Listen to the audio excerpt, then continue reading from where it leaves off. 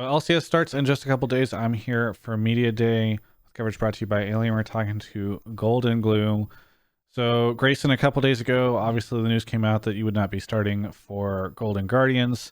I'm kind of curious what's been going on with you throughout this whole process, especially because we know that this is a frequent situation you found yourself in over the years, and had a whole drive episode dedicated to it. So, how have you been holding up and how you been handling it? Um, yeah, all right. Definitely was not the situation I wanted to happen. I didn't expect it to happen either. I think I proved that I was capable in the spring split, and we outperformed expectations from the community. But yeah, like Tanner became available from Dignitas, so they picked him up, and he played. He played, and just the team wanted to use him, so they put me in a pretty weird spot because it's definitely too late to be able to just sweep up and join into another LCS team. Season starts in like 1 week. But they're giving me Golden Guards to give me the ability to kind of figure out what I want to do next. My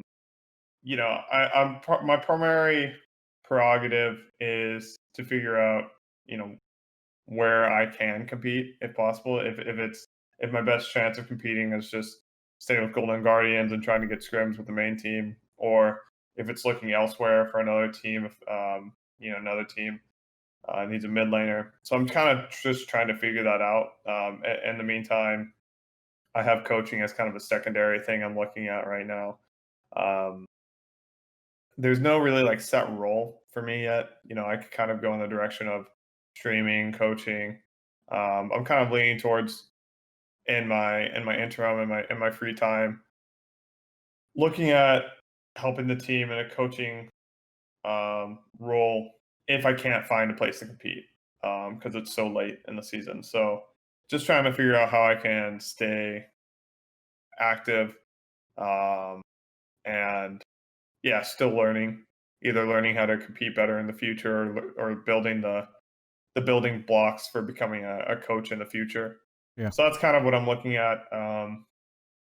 Definitely a situation I don't want to be in, but it is what it is. Do you have, uh, I don't know, I mean, are you able to just go talk to other teams right now? Has Golden Guardians given you the official I can go talk to other teams word? Yeah, I can. I can go Okay. talk to other teams now. What do you think the chances are that you'll find something? I mean, especially given how volatile the league seems right now and a lot of the rosters that are being still we're seeing last minute swaps. Like, do you think, do you have expectations that you'll be able to find something? I definitely don't have the set expectation that I'm just gonna be able to sweep up and join an LCS team. That's kind of like a keep your fingers crossed thing, but not expecting. I do know that the league is volatile, but is a lot of talented mid laners, and I do believe I'm kind of looking at spots. I do believe there's a couple spots that I could provide some use to teams, to some certain teams, but um, you know, I'm just trying to do my best to um, just showcase myself, I suppose. Yeah. There's not like I don't have a lot of control right now over what other people think of me or what my options are. It's kind of um, I'm just going to do the best with what I'm being given. That's kind of my mindset. So I'm trying to evaluate all my options and see what options there are, and then I'm just going to go and give whatever I'm going to do my best. You mentioned coaching and streaming. Is there a chance that you're not going to continue to compete? Is this something that is in your mind? I think not competing this split is a reality. Um, I wouldn't like to say I'm retiring. I'm still pretty confident in my skills, and when I'm scrimming, I still feel very capable. And it would feel kind of a waste to me if I just retired when I can still play because I just enjoy competing a lot. Um, but because of the latency of being able to like find a team, this could be a split where I'm not sure if I'm going to compete, and it might be like I might have to focus on coaching. Like I just don't know really. Yeah. Well, I mean, I think you did some coaching over at Cloud9, right? You were had kind of a pseudo coaching role there for a bit. Yeah, for the long Worlds run, I was there. I was there the whole time and helping out as player coach.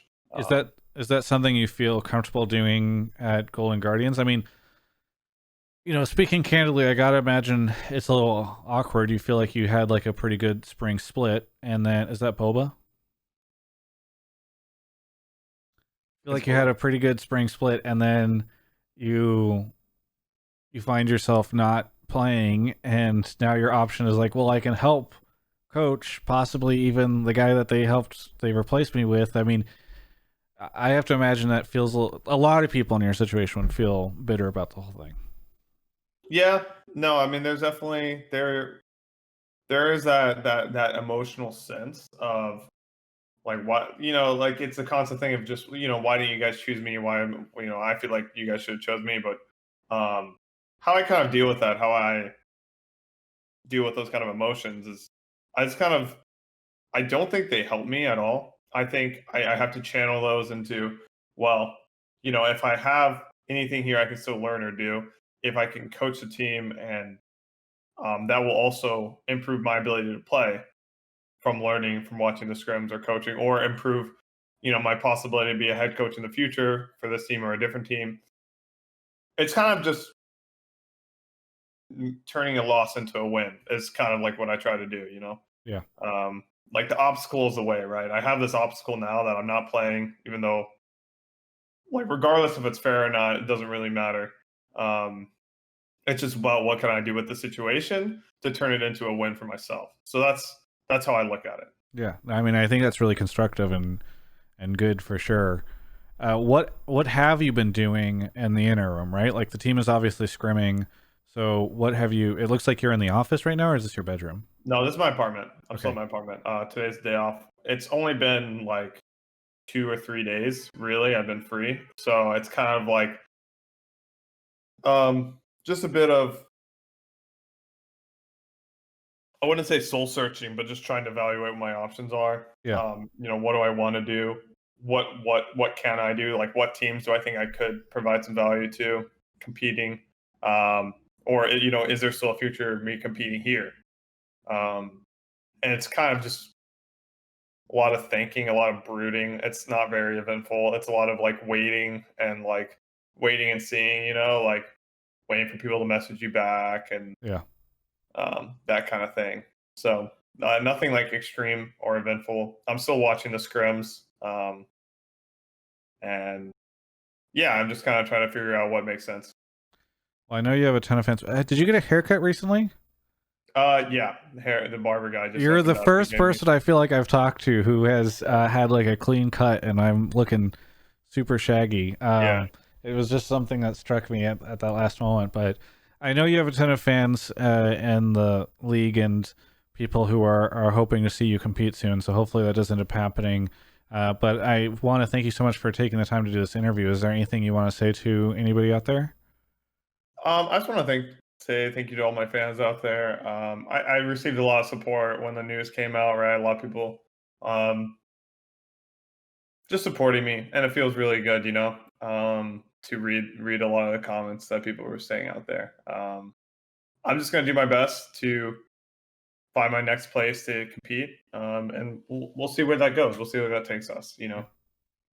Well, thank you so much for the interview. And for everyone else, you can check out the rest of my coverage of all things esports right here on my YouTube channel.